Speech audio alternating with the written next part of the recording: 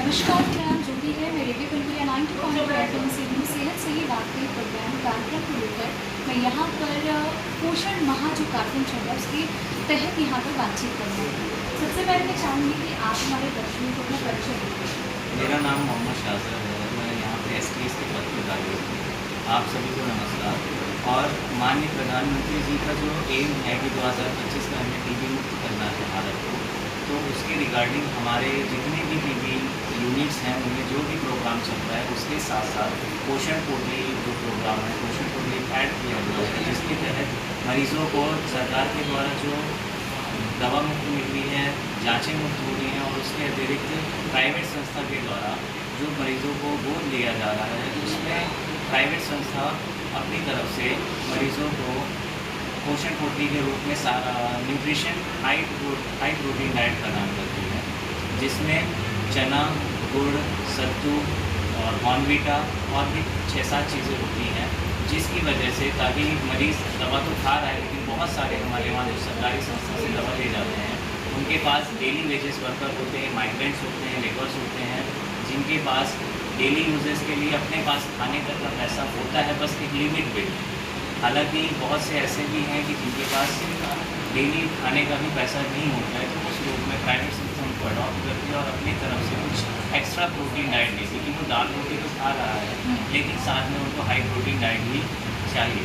जो पोषण पोटली होती है उसमें जो सरकार की संस्था के द्वारा हाई प्रोटीन डाइट के ही सामान दिए जाते हैं ताकि वो दवा के साथ साथ हाई प्रोटीन डाइट ले और वो अपनी सेहत में भी सुधार जल्द से जल्द और अच्छे से करें और ताकि इलाज पूरा भी करें। बहुत से लोग बीच में इलाज इसलिए छोड़ देते हैं क्योंकि दवा उनको बीच में नुकसान करने लगती है और हाई प्रोटीन डाइट नहीं खाने की वजह से ही नुकसान करती है, क्योंकि अगर खाली पेट दवा खाई जाएगी, कोई भी दवा खाई जाएगी, जिससे वो असर तो करेगी लेकिन साथ में उसका कुछ और रिएक्शन भी होगा। तो अभी तक का जो मरीज है रीच कहाँ तक पहुँची है, कितने लोगों को फ़ायदा हुआ है?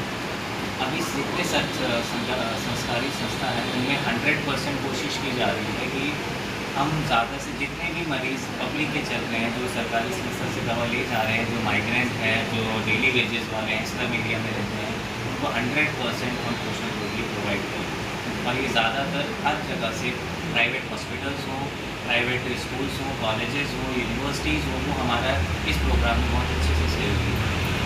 और ये जो आपने पोषण पोटली दी है क्या मंथली दी जाती है या क्या? ये मंथली दी जाती है।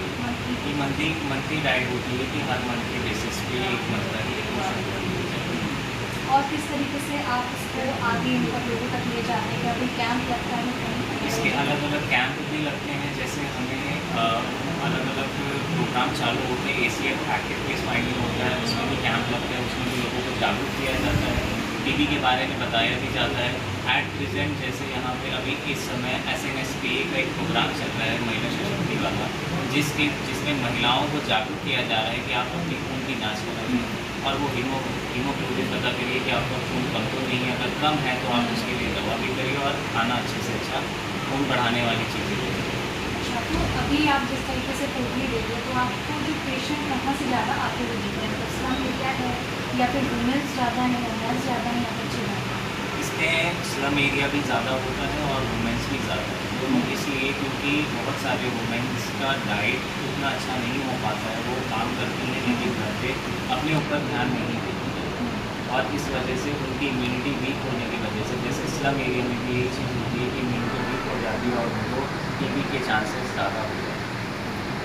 तो इस तरीके से वो दवा भी यहाँ से ले सकते हैं? हाँ, वो जिसको भी सिम्टम लगता है हमारे कैंप भी लगते हैं, लोग जाके बताते भी हैं, हमारे छोटे छोटे सेंटर्स भी हैं, प्राइवेट हमारे जो सरकार के द्वारा आयुष्मान आरोग्य मंदिर भी खोले गए हैं, हर जगह पे छोटे छोटे 1-1 किलोमीटर की दूरी पे, वहाँ पे भी डॉक्टर्स को आशा बहू और ANM के माध्यम से टीकाकरण होता है या घर घर सर्वे होता है, उनके द्वारा भी बताया जाता है कि अगर आपको किसी प्रकार की कोई समस्या लग रही है, कोई खांसी, बुखार, जुकाम, उसके अलावा भी टीबी होती है, जैसे लोगों की गांठ निकल आती है, उसमें भी बताते हैं कि अगर आपकी गांठ नहीं सही हो रही, कोई दिक्कत लग रही है तो आप उसकी जांच कराइए, अगर वो टीबी की गांठ होगी तो उसकी भी टीबी की दवा चलेगी। तो आपने जाना कि किस तरीके से पोषण माह कार्यक्रम चल रहा है और बहुत सारे लोग इसका लाभ भी उठा रहे हैं। मेरा नाम ज्योति था, आप देख रहे थे रेडियो कनपुरिया 90.4।